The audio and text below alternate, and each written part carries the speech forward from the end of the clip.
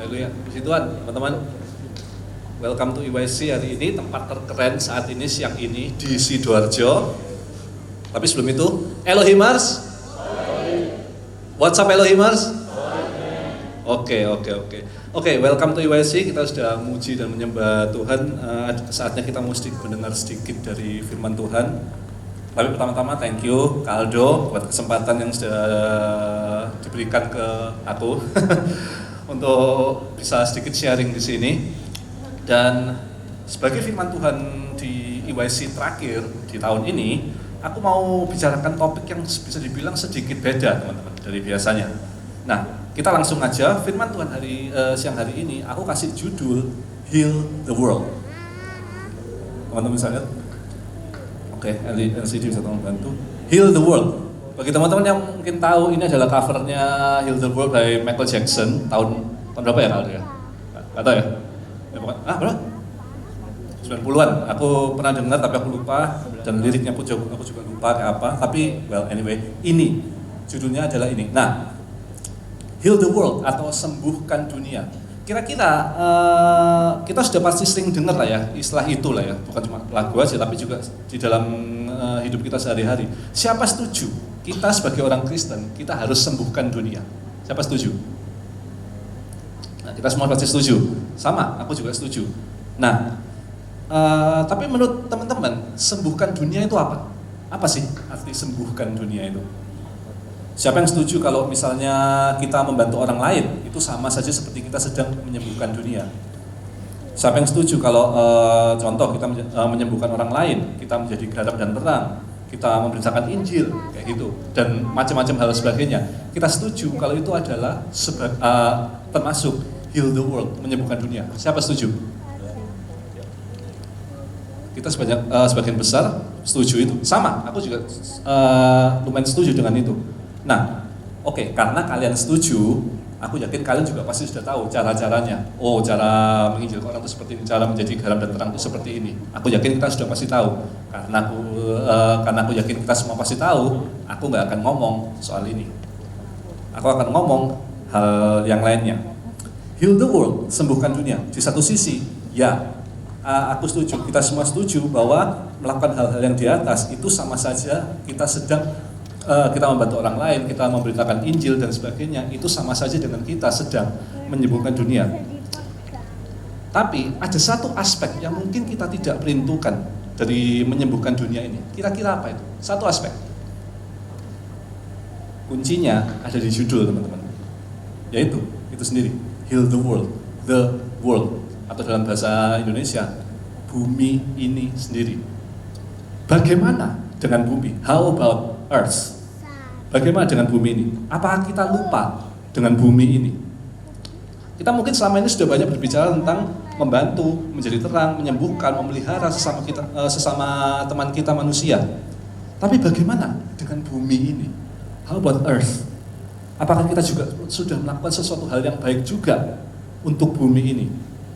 Nah, mungkin teman-teman sekarang berkata, waduh, kok pesannya kok topiknya kok berbau environmental, lingkungan, ekologi gini ya, kok Greenpeace sama Earth Day banget gini ya.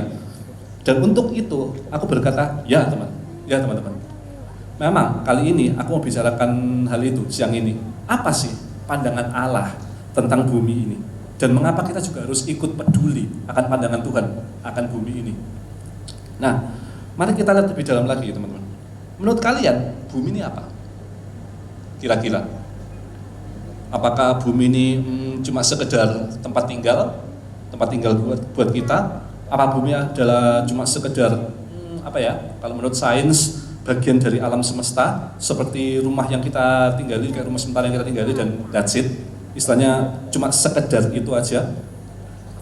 Aku mau kasih tahu teman-teman bahwa bumi itu jauh lebih besar perannya dari itu, dan jauh lebih besar artinya bagi kita dari sekedar itu saja. Kita seringkali melihat bahwa bumi ini hanyalah sekedar tempat tinggal sementara bagi kita, dan memang itu benar, di Alkitab ada tertulis bahwa bumi ini, dunia ini hanyalah sekedar kemah buat kita, ini adalah tempat tinggal kita sementara. Tapi itu bukan berarti kita bisa melakukan sebebas-bebasnya apa saja seenak jidat kita di bumi ini. Jika kita beranggapan seperti itu teman-teman, maaf kata, pandangan kita tentang bumi ini terlalu sempit. Memang bumi ini adalah tempat tinggal kita sementara, tapi kalau kita cuma menganggap bumi ini cuma sekedar ya ecek-ecek apa gitu aja, kita salah besar teman-teman. Bumi itu jauh lebih besar dari itu. Kita mau lihat lebih dalam lagi. Mari kita lihat di Kejadian pertama ayat yang kedua. Kejadian pertama ayat yang kedua, Genesis 1 ayat kedua, bahasa Inggris ya.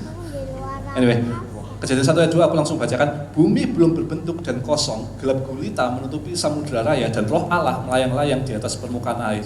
Roh Allah di sini itu dalam bahasa aslinya disebut sebagai Ruach Elohim, atau artinya Allah sang pencipta, God the Creator, teman-teman.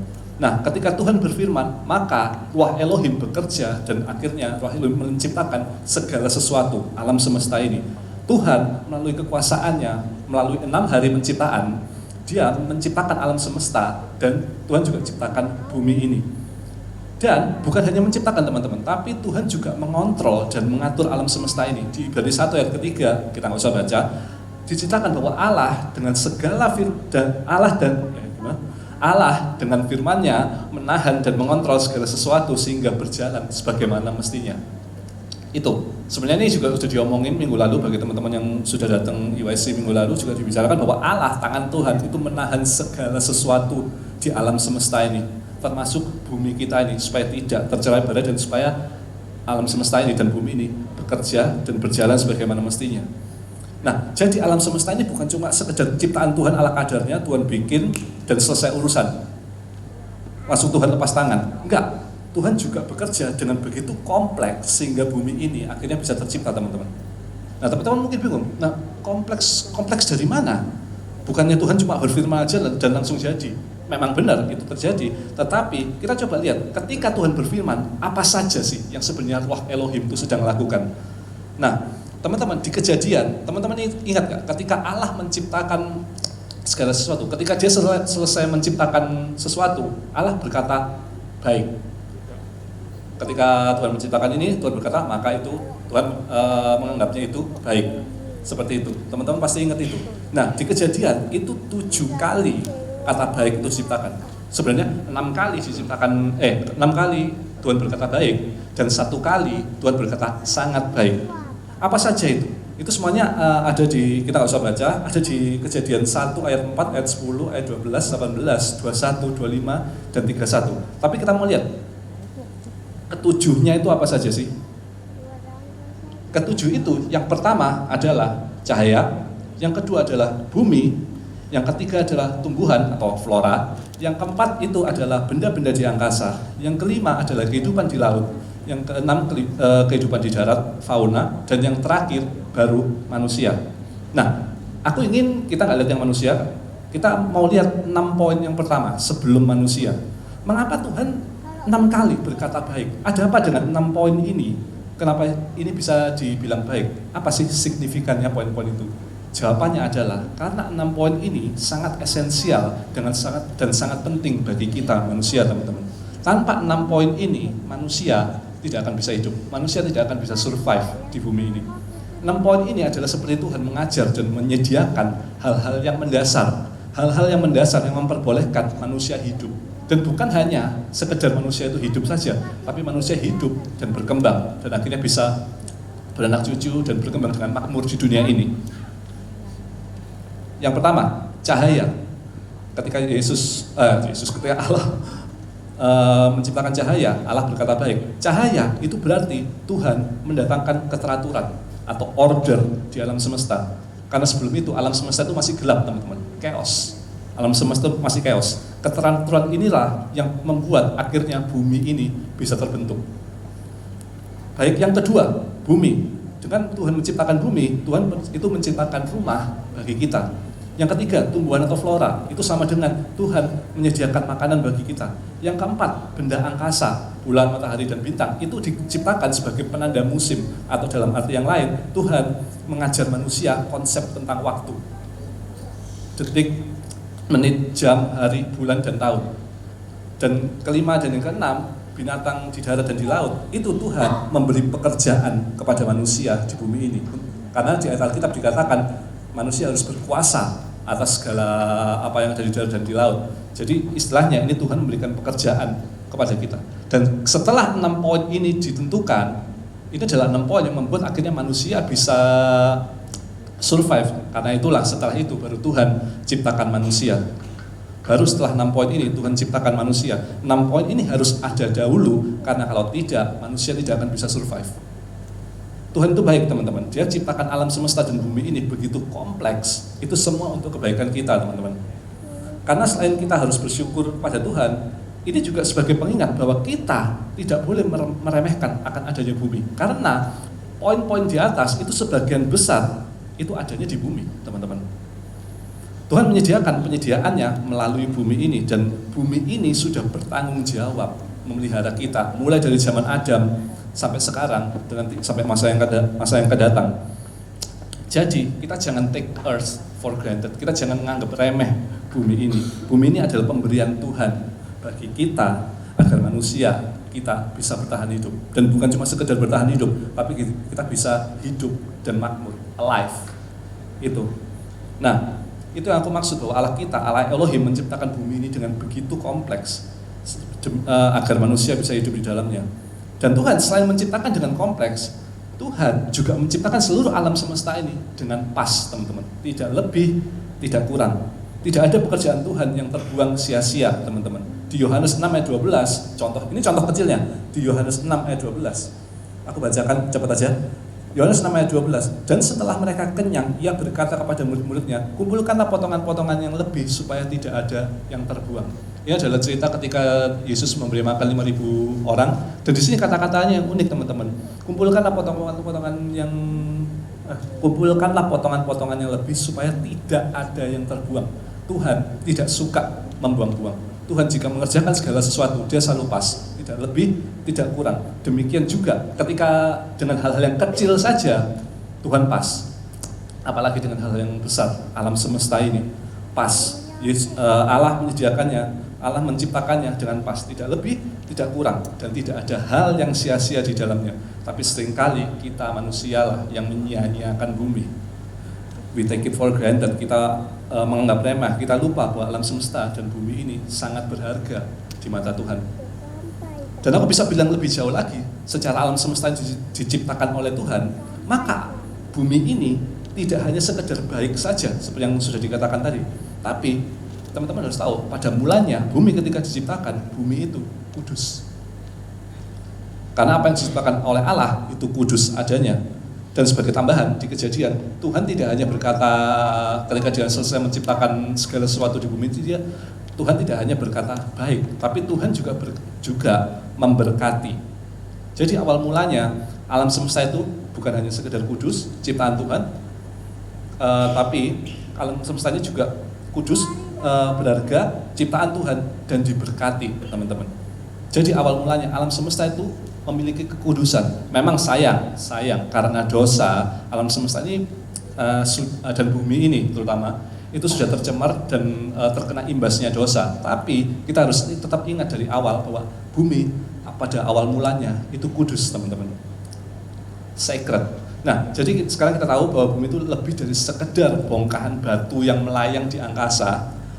Dan bumi itu lebih dari itu. Bumi itu adalah ciptaan Tuhan yang dibentuk sedemikian rupa dengan kompleks oleh firman-Nya, yang baik adanya, yang tidak sia-sia adanya, yang diberkati, yang berada di bawah kendali Tuhan dan kudus pada mulanya. Itu yang aku ingin teman-teman tahu. Bumi ini sangat berharga. Bumi ini bukan cuma sekedar bongkahan batu, teman-teman. Sangat berharga, dan memang karena dosa bumi tidak lagi menjadi kudus. Tapi kita harus tetap ingat, bumi ini sangat spesial pada asal muasalnya. Bumi ini pemberian Tuhan untuk kita, karena tanpa bumi kita tidak bisa survive, teman-teman.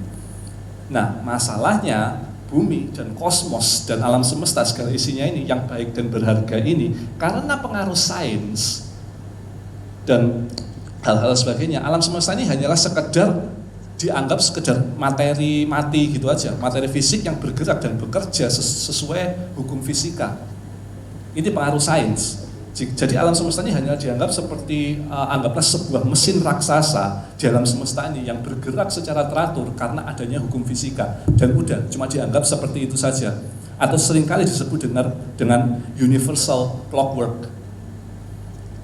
itu adalah semacam istilah yang dimana bumi ini, alam semesta ini adalah seperti semacam jam raksasa yang bekerja dengan teratur karena adanya hukum fisika, tapi cuma sekedar dianggap seperti itu aja. Oh, ini cuma sekedar benda mati, itu aja. Dan masalahnya kita sebagai umat Kristen dan gereja kurang lebih setuju dengan hal ini. Ya, kita mengakui alam semesta dan bumi adalah ciptaan Tuhan, tapi kita hanya menganggapnya remeh. Kita menganggap, ini cuma bumi ini tidak terlalu kita pikirkan karena kita menganggap bumi ini cuma ya second grade creation lah, kayak ciptaan kelas 2 lah. Kita yang paling utama, manusia nomor 1. Bumi ini cuma apa sih, kayak gitu-gitu aja. Nah, sekarang kita tahu bahwa bumi itu tidak seperti itu, teman-teman. Jadi ini aku ingin teman-teman tahu bahwa bumi ini tidak hanya sekedar bongkahan batu saja, tapi adalah ciptaan Tuhan yang berharga dan yang kudus pada mulanya. Nah, poin kedua, sekarang kita ngomong soal poin kedua. Sekarang kita tahu bahwa bumi ini lebih dari sekedar benda mati. Bumi ini berharga dan spesial. Nah, terus apa pedulinya kita emang? Terus bumi ini luar biasa berharga. Terus apa peduliku? Toh bumi akan tetap ada aja. Bumi akan tetap ada kan. Mau kita apa-apain juga, bumi akan tetap ada kan. Apa peduli saya? Apa peduliku? Ya, memang bumi akan tetap ada.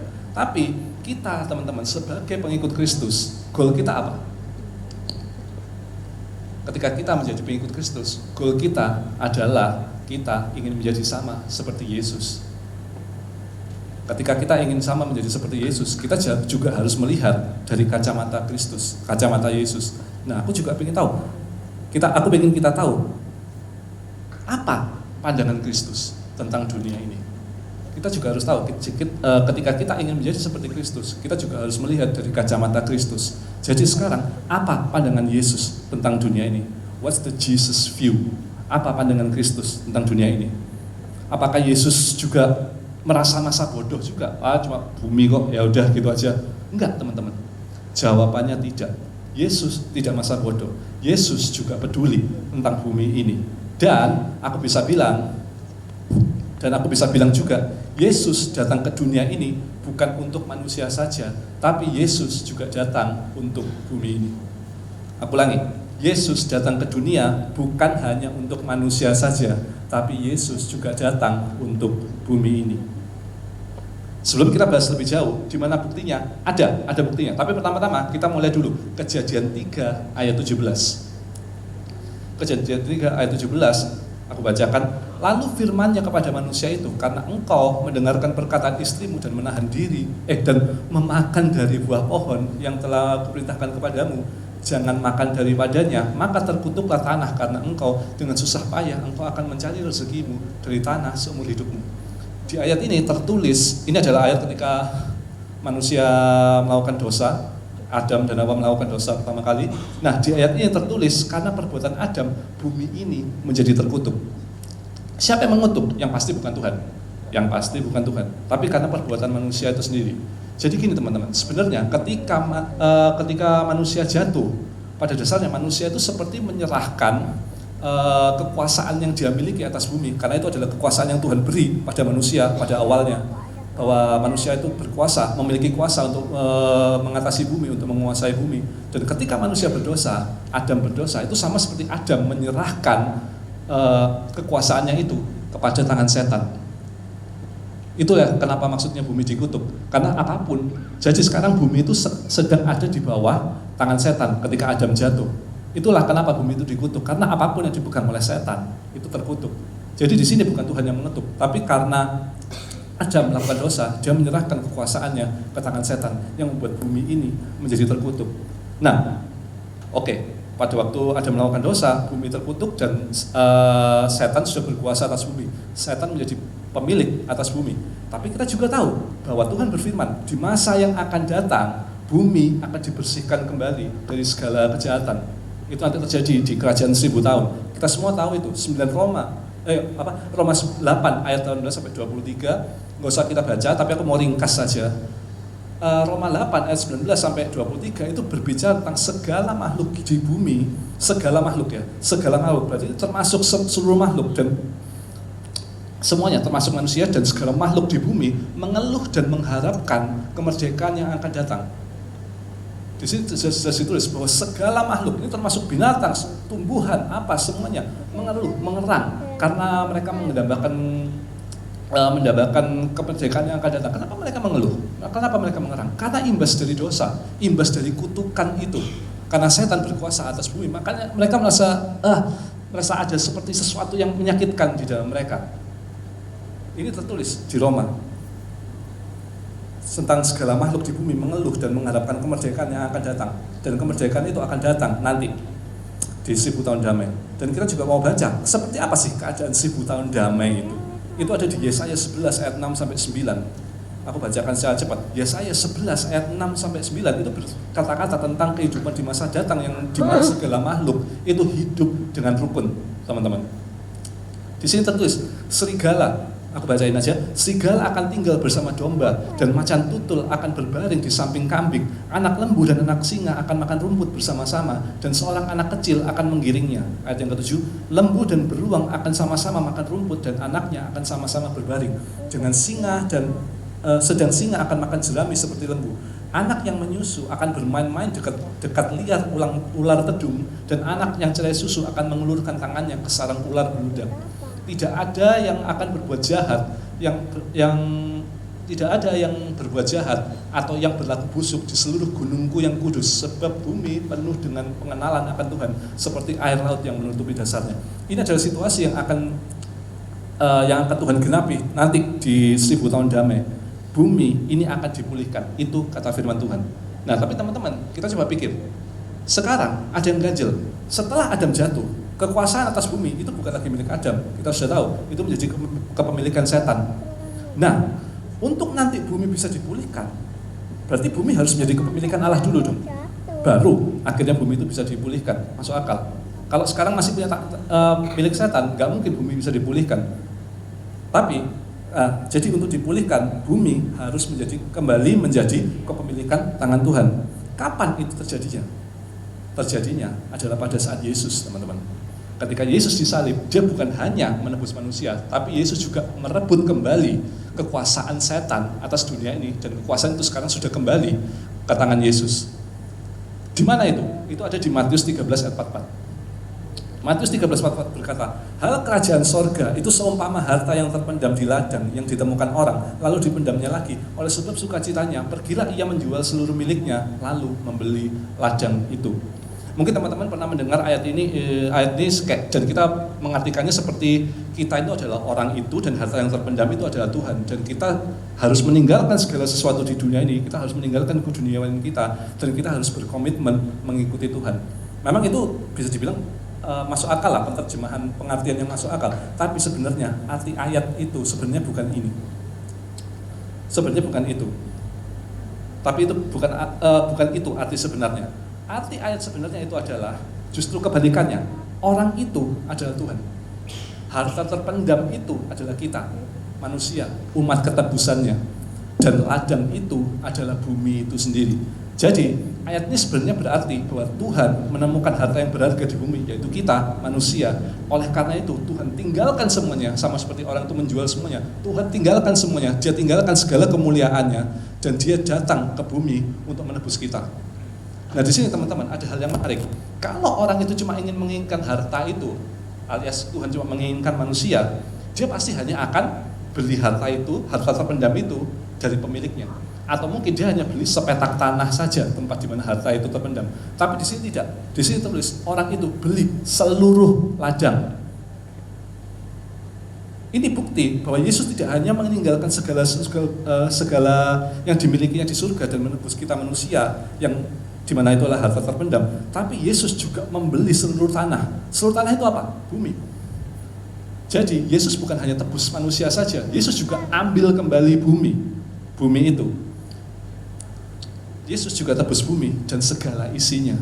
Memang dalam kasus manusia memiliki hak ekstra. Kita punya extra privilege, kita memiliki hidup yang kekal. Bumi tidak akan seperti itu. Bumi karena ada ayatnya kan, langit dan bumi akan berlalu.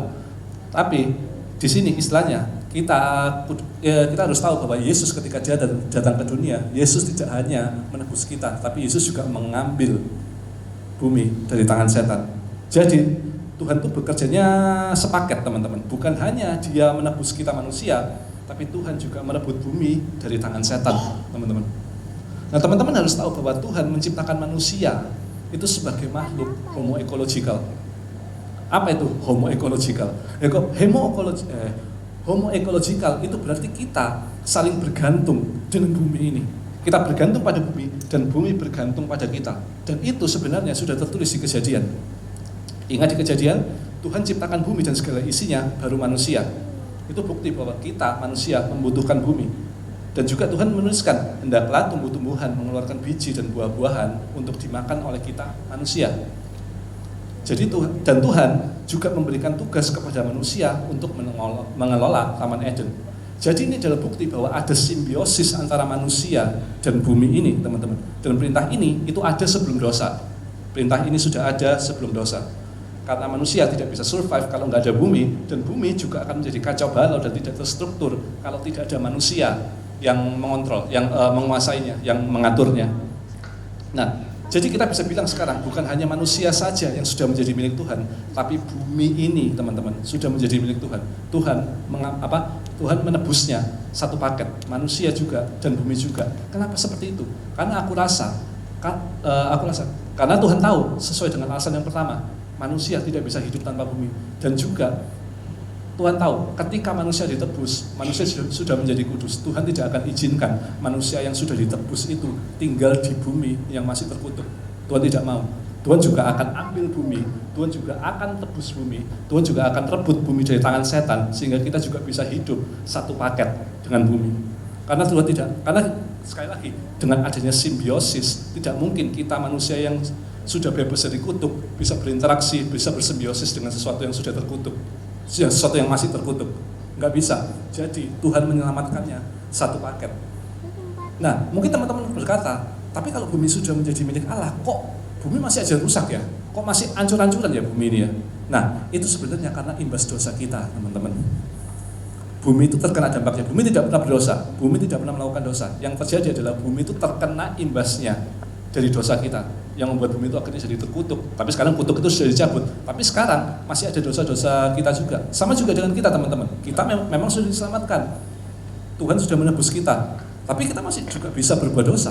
Dan dosa-dosa yang kita lakukan itu juga berdampak kepada bumi ini. Pembersihan yang benar-benar pembersihan itu hanya akan terjadi nanti pada waktu Yesus datang kedua kali di 1000 tahun damai. Itu pembersihannya. Seperti yang sudah dikatakan Roma tadi, bahwa segala makhluk mengerang menunggu kedatangan Tuhan. Itu artinya ya, termasuk kita juga sedang mengerang menunggu kedatangan Tuhan, menunggu pembersihan yang Tuhan akan lakukan nanti di 1000 tahun damai. Nah, ada bukti lain, teman-teman, bahwa Yesus tidak hanya datang untuk manusia, tapi Yesus juga datang untuk bumi ini. Ada seorang yang bernama Santo Bonaventure atau Saint Bonaventure. Saint Bonaventure itu adalah bishop Katolik dari Italia. Bishop itu apa ya? Pendeta atau gembala, ya itulah. Dia adalah seorang bishop dari Italia tahun 1221 sampai 1274. Dan di salah satu khotbahnya dia berkata, aku jelaskan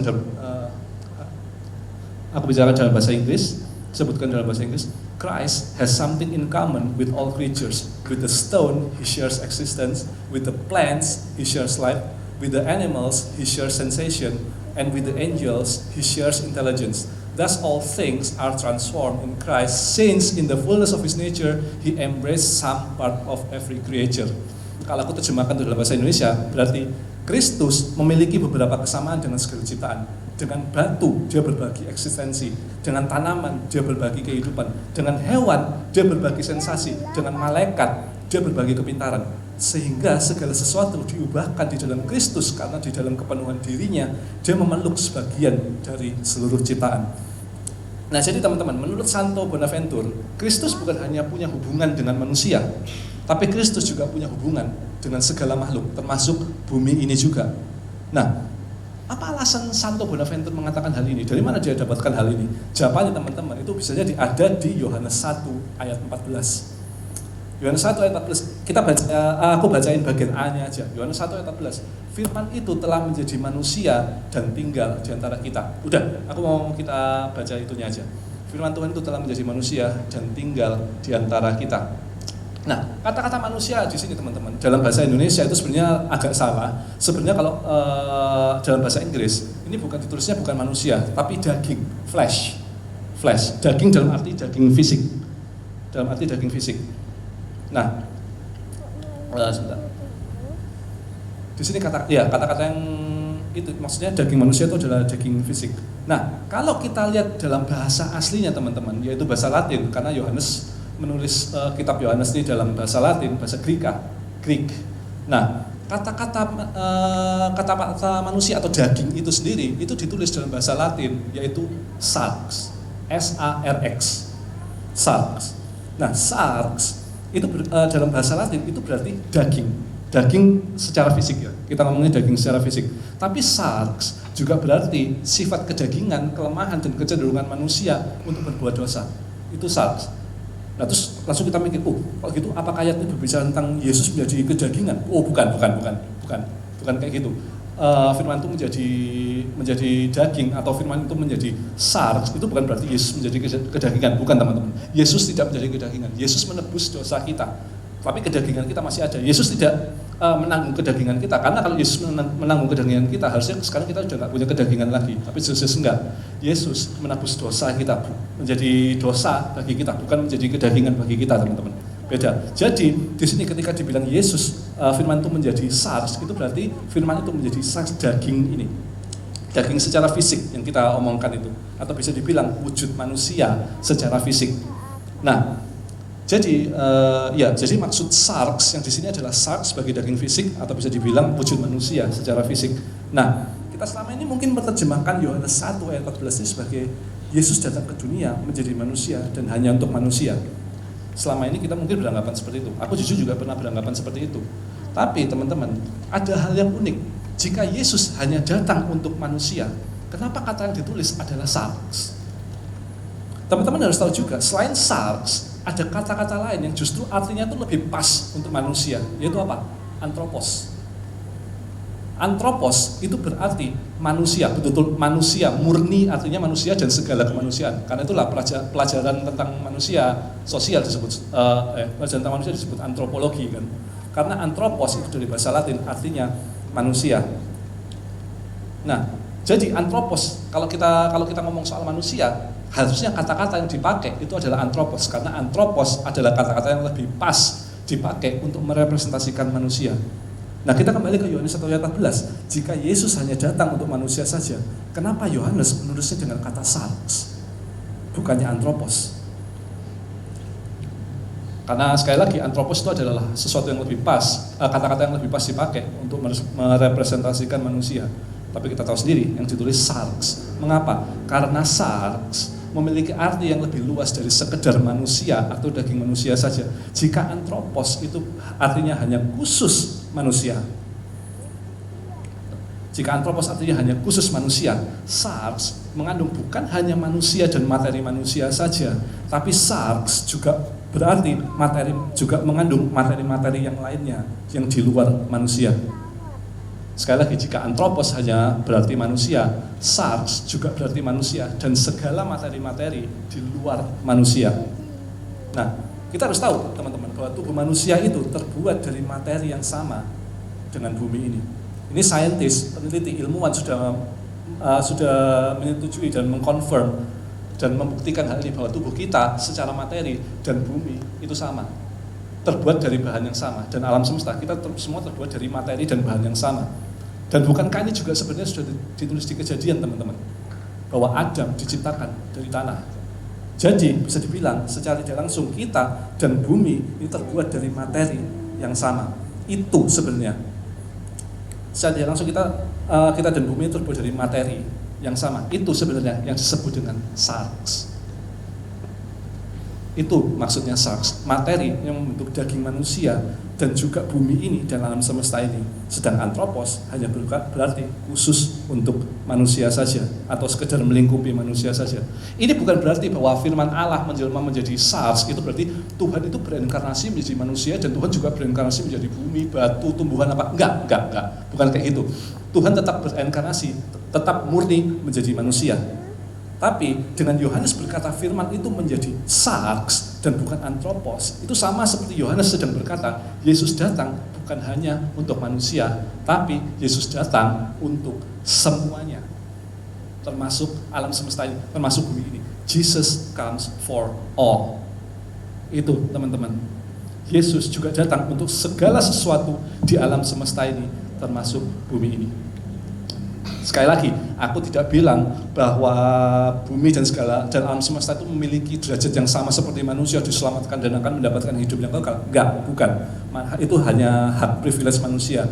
Tapi kita juga harus tahu, maksudnya di sini adalah Yesus tidak hanya datang untuk manusia dan menyelamatkan manusia, tapi Yesus juga datang untuk merebut kembali bumi ini dari tangan setan. Sebenarnya ini bisa dijabarkan lebih lanjut lagi, tapi waduh ya ampun, bakalan panjang banget, jadinya aku akan stop sampai di situ penjabarannya ini. Ya jadi sekarang kita tahu kan betapa berharganya bumi ini di mata Allah.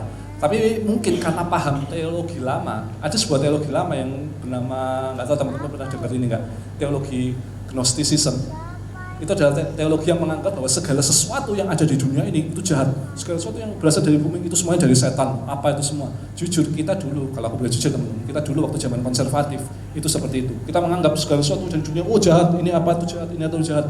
Jadi kita hanya menganggap hal-hal yang spiritual saja, itu hal-hal yang berbau surgawi. Sesuatu yang baunya fisik atau apapun yang berbau materi dunia, oh kita anggap itu jahat, kita buang. Dan mungkin, dan juga pengaruh sains yang menganggap alam semesta ini seperti tadi yang sudah aku jelaskan bahwa alam semesta ini cuma sekedar universal clockwork. Itu seakan-akan seperti sedikit banyak kayak mempengaruhi pikiran kita bahwa bumi ini ya cuma sekedar tidak ada nilainya, padahal jelas-jelas bukan begitu. Bumi ini seperti yang kita sudah tahu tadi, ciptaan Allah, dan Tuhan berkata ciptaannya itu baik dan Dia memberkatinya, dan Tuhan tahu manusia membutuhkan bumi ini, dan kita juga tahu Yesus bukan juga datang hanya untuk manusia, tapi Yesus juga datang untuk merebut kembali bumi. Bumi ini sangat-sangat besar teman-teman perannya dalam kehidupan kita, dan sangat-sangat penting sehingga Yesus sendiri pun juga harus datang ke bumi untuk merebut kembali bumi ini dari tangan setan. Oke, sekarang kita tahu bahwa bumi itu, planet bumi ini sangat-sangat penting. Nah, terus kita harus gimana? Sekarang kita tahu, oh bumi ini penting banget. Nah, sekarang kita harus gimana teman-teman? Apa yang harus kita lakukan kepada bumi ini? Hal apa yang bisa kita lakukan? Hal-hal praktis apa yang bisa kita lakukan untuk bumi ini? Salah satunya paling gampang adalah Yeremia 29 ayat 7. Aku yakin teman-teman sudah pernah dengar ini. Yeremia 29 ayat ke-7. Usahakanlah kesejahteraan kota di tempat di mana aku buang. Aku nggak akan baca penuh, tapi teman-teman pasti sudah tahu ayat ini. Usahakanlah kesejahteraan kota tempat di mana aku buang. Di ayat ini disebutkan kata-katanya kota, bukan hanya manusia berarti kan. Jika disebutkan kota, kalau gitu kita tidak hanya berbicara soal penduduknya saja, tapi kita juga berbicara penduduknya dan segala isinya, termasuk lingkungannya. Saatnya kita juga berbuat sesuatu bukan hanya untuk orang-orang, tapi juga untuk lingkungan kita teman-teman, untuk tanah, bumi, tempat di mana kita berdiri. Nah, oke, aku tidak minta setelah ini kita langsung selesai ibadah ini kita langsung mengadakan kampanye Greenpeace, kita langsung berhenti menggunakan kendaraan BBM, langsung kita semuanya beli Tesla dan kita semua jadi vegan. Enggak, aku nggak ngomong kayak gitu. Tapi kita bisa mulai dari hal-hal yang kecil. Hal-hal kecil apa sih? Yang aku yakin teman-teman ini kalau aku ngomongin pasti tahu semua lah. Simple. Yang paling pertama, yang paling simple aja. Jangan mengotori lingkungan. Itu simple banget teman-teman. Itu kayaknya nggak usah dari sini deh. Itu teman-teman lihat di pojokan kota, di taman-taman kota, udah ada slogannya. Sidoarjo bersih, Sidoarjo sehat, apa kayak gitu-gitu tuh. Ini hal-hal yang simpel aja, tapi kita mungkin jarang banget kita lakukan. Apalagi kita sebagai orang Indo, maaf kata ya. Aku sebagai orang Indo juga punya hak untuk ngomong inilah. Yang dimana kita tuh suka buang sampah sembarangan banget teman-teman. Aduh, ya ampun. Kita tuh sangat buang sampah sembarangan banget. Atau kalau enggak kita misalnya selesai makan, selesai minum, kita langsung sampahnya kita buang, kita tinggal. Nah, itu orang Indo banget tuh. Tapi ya, ini adalah hal-hal yang paling kecil, paling simpel banget yang bisa kita lakukan, yang bisa kita mulai untuk kita bisa menjaga bumi ini. Simpel kan, praktikal kan. Atau mau yang sedikit populer sekarang, apa? Kurangi plastik. Itu simpel banget. Mungkin teman-teman nganggapnya, wah kok Earth Day banget ya, Greenpeace banget ya. Tapi maaf kata, memang itu ada benernya teman-teman. Ketika orang-orang dunia sedang berlomba-lomba untuk melestarikan bumi ini, di mana kita anak-anak Tuhan? Di mana kita anak Tuhan? Kita memiliki banyak alasan, bahkan kita bisa dibilang memiliki alasan yang paling besar untuk kita menjaga bumi ini, karena bumi ini miliknya Tuhan dan Tuhan sudah berikan itu kepada kita. Dan ketika kita merusak apa yang menjadi ciptaan Allah, itu sama saja seperti kita sedang menyakiti Allah, sama saja dengan kita sedang berdosa kepada Allah. Karena itulah teman-teman, mari kita jaga bumi ini. Terus apa ada benefitnya? Benefitnya buat kita apa? Tentu aja, ada banget, banyak banget. Selain dengan menjaga ciptaan Allah, kita menghargai dan memuliakan Allah, tentu ada benefit-benefit fisik yang bisa kita raih. Sebagai contoh aja nih ya, secara cepat aja. Pertama, kita hidupnya akan, kalau misalnya dengan kita membersihkan lingkungan aja lah, kita menjaga lingkungan kita aja dah, kita menjaga bumi ini aja, lingkungan ini aja. Apa yang akan terjadi? Pertama, hidup lebih sehat. Lingkungan yang bersih mengurangi resiko penyakit. Masuk akal. Kemudian meningkatkan kualitas hidup. Udara dan air yang bersih berkontribusi pada peningkatan kualitas hidup. Kemudian pelestarian ekosistem. Lingkungan yang bersih membantu menjaga ekosistem. Sumber daya berkelanjutan. Hal ini mempromosikan penggunaan sumber daya secara berkelanjutan, memastikan tersedianya sumber daya untuk generasi mendatang. Apalagi keuntungan ekonomi. Kemudian, nah ini kesehatan mental yang meningkat. Nah bagi ini anak-anak yang gampang depresi, Gen Z, halo. Berada di lingkungan yang bersih, yang alami akan berdampak positif di dalam kesehatan mental kita. Mungkin apa lagi? Estetika positif. Kota yang bersih pasti kelihatan bagus, pasti udah. Apalagi mitigasi perubahan iklim dan lain-lain sebagainya. Aku nggak akan bahas itu semuanya. Nah, dengan keuntungan sebanyak ini, hanya dengan kita jaga lingkungan aja, teman-teman. Hanya dengan kita menjaga lingkungan aja, itu sama saja seperti kita sudah melakukan ayat di Yeremia 29 ayat 7. Jika kita lihat poin-poin di atas tadi, hidup lebih sehat, meningkatkan kualitas hidup, pelestarian ekosistem, apa dan sebagainya, apalagi sumber daya berkelanjutan, keuntungan ekonomi. Itu sama saja kita sudah mengusahakan kesejahteraan kota. Karena itulah teman-teman, dengan keuntungan sebanyak itu, mari kita lakukan. Dan kalau aku mau tambahin ya, dengan kita juga melakukan hal-hal yang baik, hal-hal yang memuliakan Tuhan, itu sedikit banyak berpengaruh juga dengan bumi. Maksudnya gimana tuh? Nah, Tuhan menginginkan kita anak-anaknya juga melakukan perbuatan baik kan, perbuatan yang menyenangkan Dia kan, perbuatan yang memuliakan Tuhan kan. Nah, itu sebenarnya ada hubungannya dengan bumi juga. Seperti yang tadi sudah aku bilang, bahwa kita manusia itu adalah makhluk yang homo ekologikal, yang dimana kita saling memiliki simbiosis dengan bumi. Dan sebentar. Dan tadi aku juga sudah bilang bahwa bumi ini jadi rusak karena imbas dosa kita. Jadi dengan kita, karena kita juga terkoneksi dengan bumi, karena kita adalah makhluk homo ekologikal, kita memiliki simbiosis dengan bumi. Dengan kita melakukan hal yang baik, dengan kita melakukan hal yang memuliakan Tuhan, itu juga akan berpengaruh. Bagaimanapun caranya dengan bumi. Dengan kita tidak melakukan dosa, sama saja dengan kita tidak merusak bumi, karena bumi ikut terluka juga karena imbas dari dosa kita. Kan itulah teman-teman. Kita seringkali terlalu fokus dengan manusia, dan itu saja bagus, tapi kita jadi lupa dengan lingkungan. Bumi ini keadaannya jujur dan sedang tidak baik-baik saja. Kan itulah teman-teman, mari kita coba bukan hanya sekedar fokus ke manusia, tapi kita juga fokus juga kepada lingkungan. Aku tambahin satu poin terakhir teman-teman.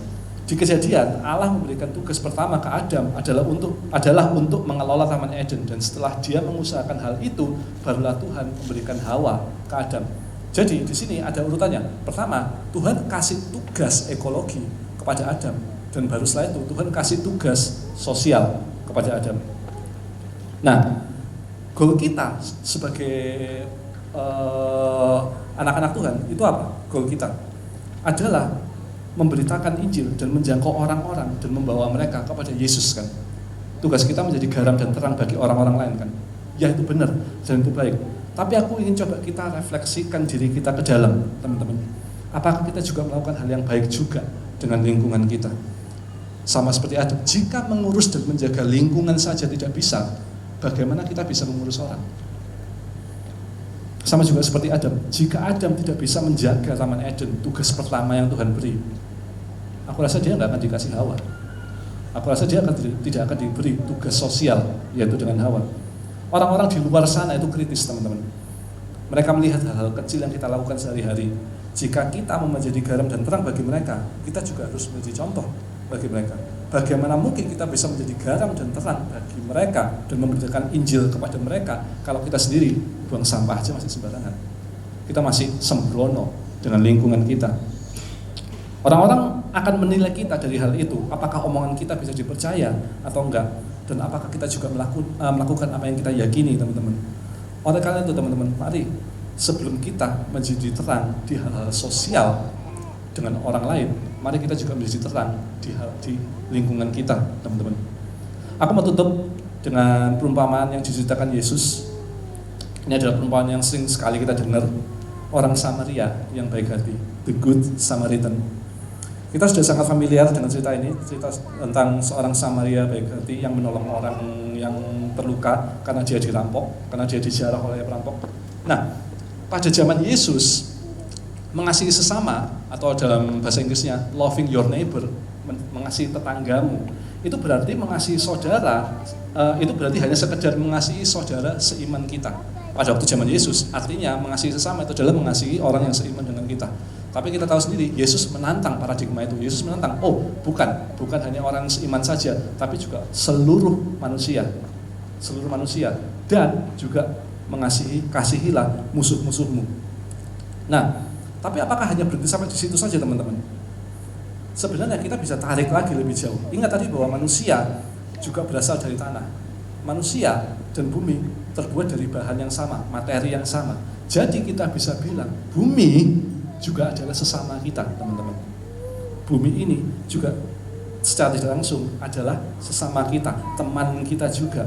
Dan sama seperti orang yang terluka dan sakit karena dirampok ini, bumi ini sekarang juga sedang sakit, teman-teman. Bumi ini sekarang sedang sakit. Dan kita sebagai orang Samaria yang baik hati, marilah kita bantu untuk menyembuhkan bumi ini. Karena bumi ini suka atau tidak adalah tempat kita tinggal, dan juga adalah ciptaan Allah yang dianggap Allah baik dan diberkati, teman-teman. Aku ingin coba kita lihat gambar berikut ini.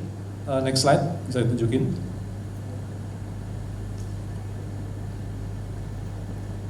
Halo, next slide. Oke. Pel Blue Dot. Teman-teman pernah lihat gambar ini nggak? Coba lihat gambar ini. Ini gambar apa? Aku nggak tahu teman-teman sudah pernah lihat ini atau belum.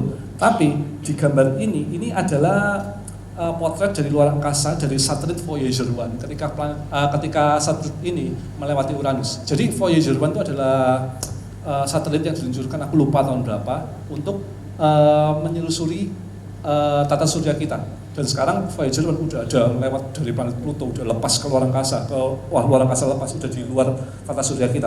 Tapi gambar ini difoto ketika Voyager ini sampai di planet Saturnus.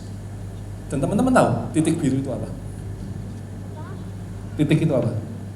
Itu bumi, teman-teman. Itu bumi. Itulah bumi kita. Di tengah lautan angkasa yang luas ini, itu bumi kita. Dan kita tinggal di titik itu, di dalam itu. Dan segala sesuatu sejarah manusia yang pernah terjadi, itu ada di titik itu. Itu ada dan terjadi karena adanya bumi. Dan itu satu-satunya rumah kita, teman-teman, di bumi ini, setidaknya ketika kita masih hidup. Itu satu-satunya rumah yang kita miliki sebelum kedatangan Tuhan. Dan selama ribuan tahun, bumi ini sudah ada menjaga dan memelihara kita dari zaman Adam sampai sekarang dan sampai masa yang kedepan. Marilah kita jangan lupakan bumi ini, teman-teman, karena bumi ini mau tidak mau adalah rumah kita satu-satunya. Saatnya kita care dengan bumi ini. Sebagai penutup, ketika Adam berbuat dosa, kita tahu sendiri kekuasaan Adam atas bumi diambil oleh setan, dan setan menguasai bumi ini lagi. Tetapi ketika Yesus sudah merebut itu kembali, sekarang kita sudah bisa bilang bumi sudah berada di dalam kekuasaannya Tuhan. Walaupun memang bumi masih rusak begini, tapi secara fakta bumi sudah jadi kekuasaannya Tuhan. Tuhan seakan-akan seperti mengangkat kontrak yang di sana bertuliskan bahwa, hey, bukan hanya manusia, tapi bumi juga sudah berada di bawah kekuasaanku. Bumi sudah ada di dalam tangan Tuhan, kekuasaannya Tuhan. Dan sekarang, karena bumi sudah berada di kekuasaannya Tuhan, sekarang Allah sedang mencari Adam-Adam yang baru untuk menggantikan posisi Adam yang kedua, untuk dimana kita bisa diberikan kekuasaan atas bumi ini. Dan seperti Adam yang pertama, bukan hanya sekedar untuk menjadi terang bagi orang lain, tapi juga menjadi terang bagi lingkungan kita, bagi bumi ini, teman-teman. Jadi pesanku adalah, ayo kita sembuhkan dunia. Let's heal the world. Be a good Samaritan for the earth. God bless you.